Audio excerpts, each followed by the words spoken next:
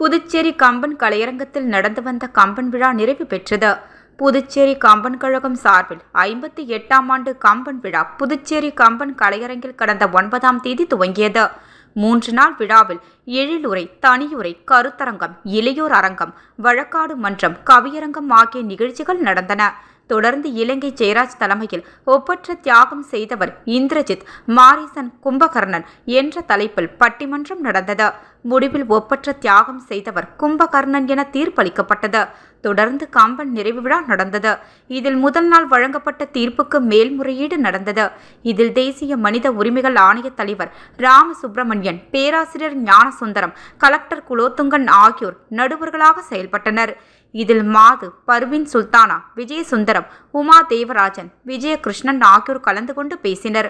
முன்னாள் supreme court நீதிபதி பேசுகையில், கும்பகர்ணனுக்கு உயிரை துறப்பதற்கு முன்னால் தனக்கு கிடைத்த ஆட்சியை வேண்டாம் என கூறி இந்திரஜித்தை விட ஒரு படி உயர்ந்தார். இதனால் இலங்கை ஜெயராஜ் கொடுத்த தீர்ப்பு திருத்தப்பட வேண்டியதில்லை என இறுதி தீர்ப்பளித்தார்.